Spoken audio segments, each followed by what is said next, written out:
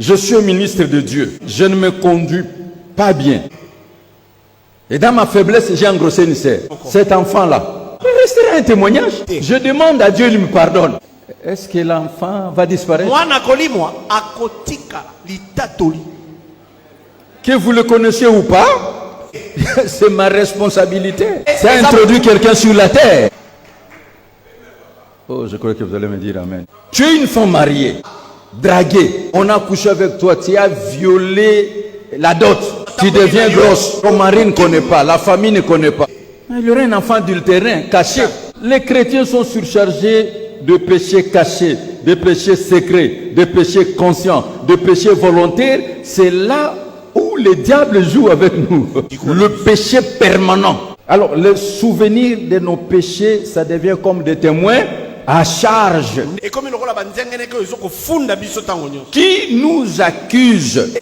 Et les conséquences de nos péchés, ça nous fait entrer dans la servitude. Mais nous vivons dans un conflit. La chair a le désir contraire, c'est de l'esprit. L'esprit en a des contraires, c'est de la chair. Sinon, sur la terre, tu seras attrapé par le principe divin. Ce qu'un homme aura semé, il le moissonnera. Il y a des erreurs où nous paierons cash à vie. Si quelqu'un veut me suivre, qu'est-ce qu'il doit faire? Qu'il renonce à lui-même. Qu'il se charge de sa croix. Dépouillez-vous des vieux hommes. Moi, je rencontrais des non-croyants, de païens, mais ils ont une bonne moralité. Ils sont honnêtes, ils sont droits. Mais vous rencontrez des chrétiens nés de nouveau avec une mauvaise moralité. C'est pour cela qu'il dit on ne se moque pas de Dieu. Ce qu'un homme aura semé, il le moissonnera. Nous sommes dans l'assemblée de l'église. Il y a nos enfants qui sont nés ici, des filles vierges. Et vous vous retrouvez cet enfant de 18 ans, il a déjà fait l'expérience des rapports sexuels. Mais baptisé d'eau et d'esprit.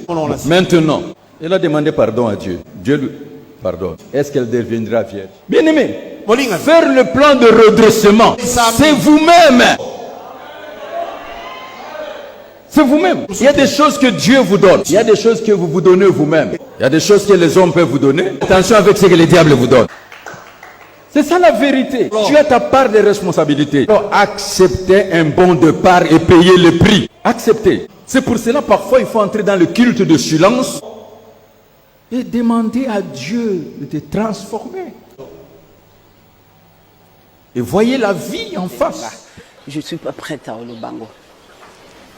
Donc, Batoubayebi déjà, Vinanga, Bayebi déjà, c'est on marine abisso, c'est l'abisso masola kati, c'est on marine abisso, c'est l'abisso, c'est l'anga bikamwa, c'est on marine abisso, yembe l'abisso, Seigneur, c'est on marine abisso, yonzamboyo. Donc, écouki nango, nga moni édification, oh, nga la koko édifié peuple nzambe, nde yangwano nga la zo sala, oh, vie privée nanga, batikelinga nata moi vie privée nanga, mukolo, oh, boromona, que c'est on mari aye, sous sa ebsibino, talabo, nde yangwana bo confirmer. Bamsulu bazune internet balatisi mwasi moko boye bag bakamati ba oh sœur Marie bali oh sœur Marie a divorcé oh sœur Marie sali boye ah waneza bango mais masola katie yango pimela moto masola mitema motema nanga sandukwe ah motema misa musandukwe vie actuelle oyo batu bazo passer nango oyo ngape nazo passer nango oyo biso nyonso tout peza to passer nango et puis ezo tika mututi na sens que jalousie est comme makasi na mokili et jalousie uta nango banda pe kala et ezo continuer les sous peso bakisa makasi suko leka pour dire que biso toza wana toza ba éducateur oyo toza ko transmettre message oyo ezo ute pa nzambe ko transmettre ba nzambe ke bokeba boza la prudent bosa la boy to pona ko loba ke isa message moko boye isa vinangai via actuel via batunyo surtout oyo ke otali penza bolobi lisolo na betela muninga nga po betela nga maboko mais nzoka nde wana balukeli yake asali yo likambo donc na préféré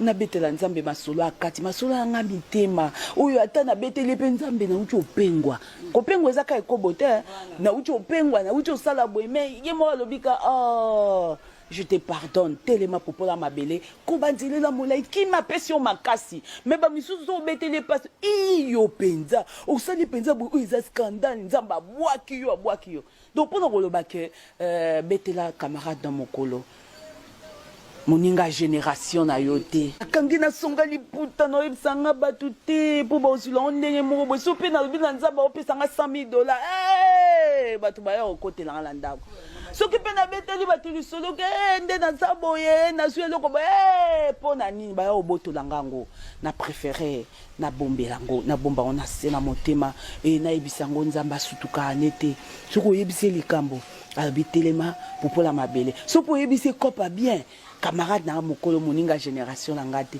aoyepa yebisi ka oyebisanga sikoso neti ata $1,000 ou bien $100,000 na ozwango siko na bete nzambe lisolo nzambe aboto $100,000 ndeni mbongo nyonso ya ye asutuka ndeni na mbongo langa donc pour dire que nzamba sana biso alinga na lobai masola kati betela beaucoup plus nzambe mobai mususu même bofani sika moko mais soki monika mwasi ka kozwi mwa mbongo moko boye mbongo ya yo mwasi ifo esila avaya abanda opesa mbongo awenze ifo ya yo mwasi esila tika nabetela nzambe masolo akati papa nabeta nzambe na masolo akati po mwa mbali il faut si ça na mbogo dao chérie ozanga oyo okokopesanga pesu oyo okopesa bo nyonso wana po olivrer masolo akati voilà.